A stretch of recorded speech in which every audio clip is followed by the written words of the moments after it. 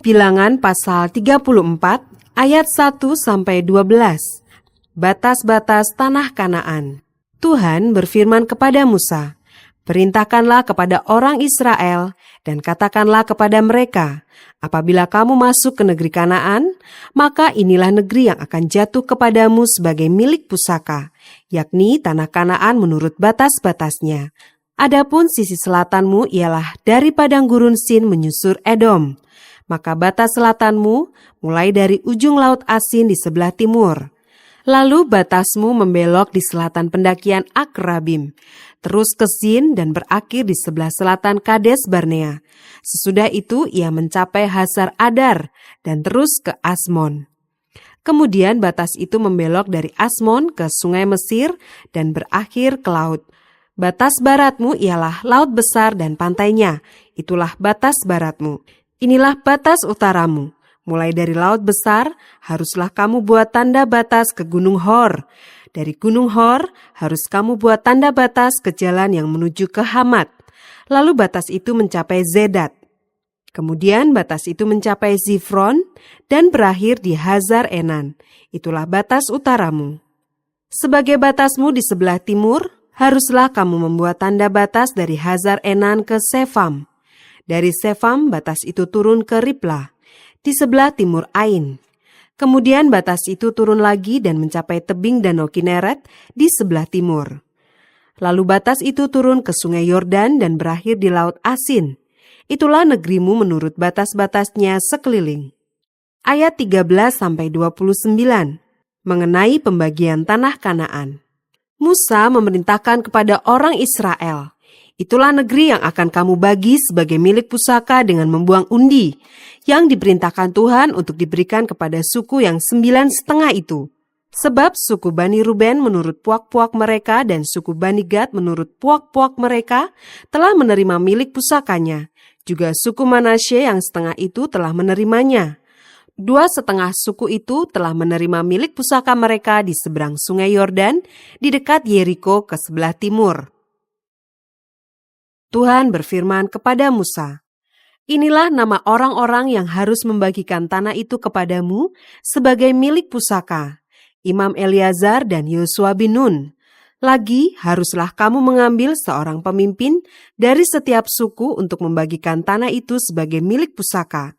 Inilah nama orang-orang itu, dari suku Yehuda, Kaleb bin Yefune, dari suku Bani Simeon, Samuel bin Amihud, dari suku Benyamin, Elidad bin Kislon, dari suku Bani Dan, seorang pemimpin, Buki bin Yogli, dari anak-anak Yusuf, yakni dari suku Bani Manasye, seorang pemimpin, Haniel bin Efod, dan dari suku Bani Efraim, seorang pemimpin, Kemuel bin Siftan, dari suku Bani Zebulon, seorang pemimpin, Elisafan bin Parnah, dari suku Bani Isakar, seorang pemimpin, Paltiel bin Azan, dari suku Bani Asyer, seorang pemimpin, Ahihud bin Selomi, dari suku Bani Naftali, seorang pemimpin, Pedael bin Amihud.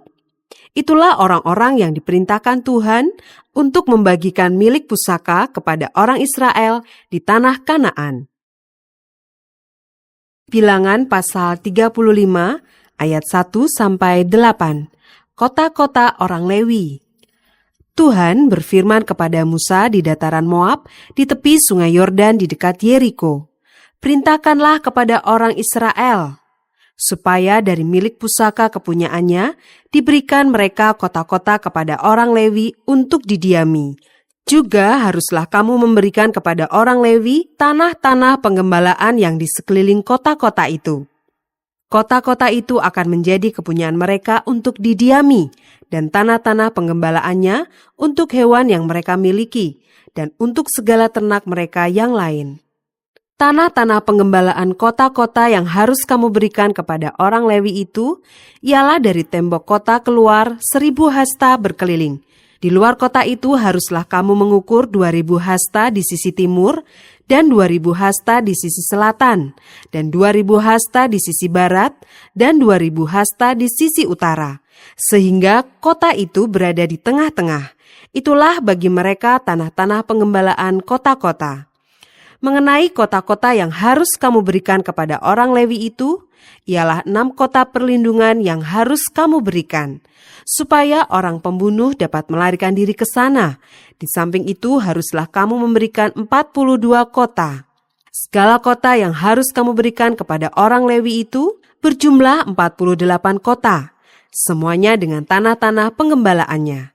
Mengenai kota-kota yang akan kamu berikan dari tanah milik orang Israel, dari suku yang banyak jumlahnya, haruslah kamu ambil banyak, dan dari suku yang sedikit jumlahnya, haruslah kamu ambil sedikit.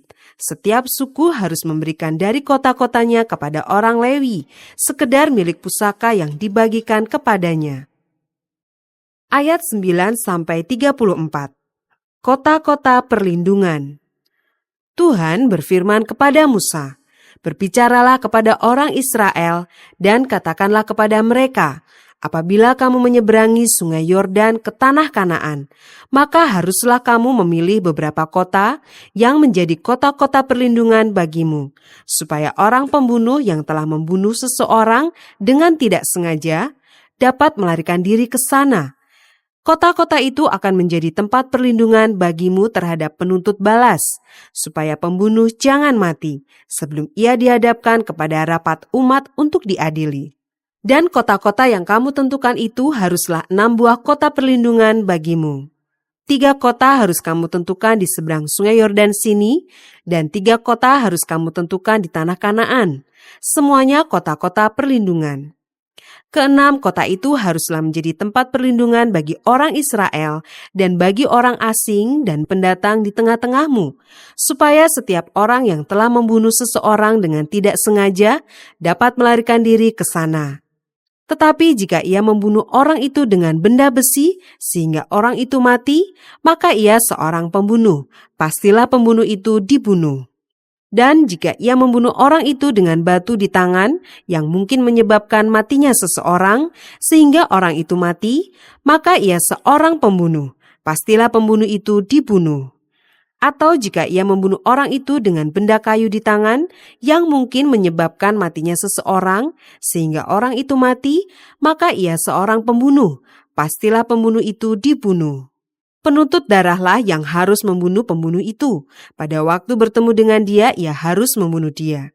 Juga jika ia menumbuk orang itu karena benci, atau melempar dia dengan sengaja sehingga orang itu mati, atau jika ia memukul dia dengan tangannya karena perasaan permusuhan sehingga orang itu mati, maka pastilah si pemukul itu dibunuh. Ia seorang pembunuh. Penuntut darah harus membunuh pembunuh itu pada waktu bertemu dengan dia. Tetapi jika ia sekonyong-konyong menumbuk orang itu dengan tidak ada perasaan permusuhan, atau dengan tidak sengaja melemparkan sesuatu benda kepadanya, atau dengan kurang ingat menjatuhkan kepada orang itu sesuatu batu yang mungkin menyebabkan matinya seseorang, sehingga orang itu mati, sedangkan dia tidak merasa bermusuh dengan orang itu dan juga tidak mengikhtiarkan celakanya, maka haruslah rapat umat mengadili antara orang yang membunuh itu dan penuntut darah menurut hukum-hukum ini, dan haruslah rapat umat membebaskan pembunuh dari tangan penuntut darah, dan haruslah rapat umat mengembalikan dia ke kota perlindungan, ke tempat ia telah melarikan diri. Disitulah ia harus tinggal sampai matinya imam besar yang telah diurapi dengan minyak yang kudus. Tetapi jika terjadi bahwa pembunuh itu keluar dari batas kota perlindungan, tempat ia melarikan diri, dan penuntut darah mendapat dia di luar batas kota perlindungannya, dan penuntut darah membunuh pembunuh itu, maka tidaklah ia berhutang darah. Sebab pembunuh itu wajib tinggal di kota perlindungan sampai matinya imam besar. Tetapi sesudah matinya imam besar, bolehlah pembunuh itu kembali ke tanah kepunyaannya sendiri. Itulah semuanya yang harus menjadi ketetapan hukum bagimu turun-temurun di segala tempat kediamanmu. Setiap orang yang telah membunuh seseorang haruslah dibunuh sebagai pembunuh menurut keterangan saksi-saksi. Tetapi kalau hanya satu orang saksi saja tidak cukup untuk memberi keterangan terhadap seseorang dalam perkara hukuman mati. Janganlah kamu menerima uang tebusan karena nyawa seorang pembunuh yang kesalahannya setimpal dengan hukuman mati, tetapi pastilah ia dibunuh. Juga janganlah kamu menerima uang tebusan karena seseorang yang telah melarikan diri ke kota perlindungannya, supaya ia boleh kembali untuk diam di tanahnya sebelum matinya imam besar. Jadi janganlah kamu mencemarkan negeri tempat tinggalmu, sebab darah itulah yang mencemarkan negeri itu. Maka bagi negeri itu tidak dapat diadakan pendamaian oleh karena darah yang tertumpah di sana, kecuali dengan darah orang yang telah menumpahkannya. Maka janganlah najiskan negeri tempat kedudukanmu, yang di tengah-tengahnya aku diam, sebab aku, Tuhan, diam di tengah-tengah orang Israel. Bilangan pasal 36 ayat 1-13. Syarat perkawinan anak-anak perempuan yang mempunyai hak waris.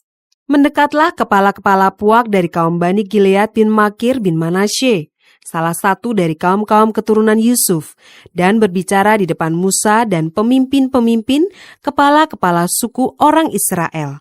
Kata mereka, Tuhan telah memerintahkan tuanku untuk memberikan tanah itu kepada orang Israel sebagai milik pusaka dengan membuang undi, dan oleh Tuhan telah diperintahkan kepada tuanku untuk memberikan milik pusaka Zelafehat saudara kami kepada anak-anaknya yang perempuan. Tetapi seandainya mereka kawin dengan salah seorang anak laki-laki dari suku lain di antara orang Israel, maka milik pusaka perempuan itu akan dikurangkan dari milik pusaka bapak-bapak kami, dan akan ditambahkan kepada milik pusaka suku yang akan dimasukinya. Jadi akan dikurangkan dari milik pusaka yang diundikan kepada kami. Maka apabila tiba tahun Yobel bagi orang Israel, milik pusaka perempuan itu akan ditambahkan kepada milik pusaka suku yang akan dimasukinya, dan akan dikurangkan dari milik pusaka suku nenek moyang kami. Lalu Musa memerintahkan kepada orang Israel sesuai dengan titah Tuhan. Perkataan suku keturunan Yusuf itu benar. Inilah firman yang diperintahkan Tuhan mengenai anak-anak perempuan Zelafehat. Bunyinya, mereka boleh kawin dengan siapa saja yang suka kepada mereka, asal mereka kawin di lingkungan salah satu kaum dari suku ayah mereka. Sebab milik pusaka orang Israel tidak boleh beralih dari suku ke suku, tetapi orang Israel haruslah masing-masing memegang milik pusaka suku nenek moyangnya. Jadi setiap anak perempuan di antara suku-suku orang Israel yang telah mewarisi milik pusaka haruslah kawin dengan seorang dari salah satu kaum yang termasuk suku ayahnya, supaya setiap orang Israel mewarisi milik pusaka nenek moyangnya.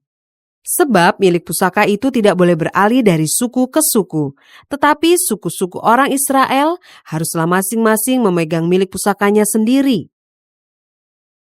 Seperti yang diperintahkan Tuhan kepada Musa, demikianlah diperbuat anak-anak perempuan Zelafehat. Maka Mahla, Tirsa, Hogla, Milka, dan Noa, anak-anak perempuan Zelafehat, kawin dengan anak-anak lelaki dari pihak saudara-saudara ayah mereka.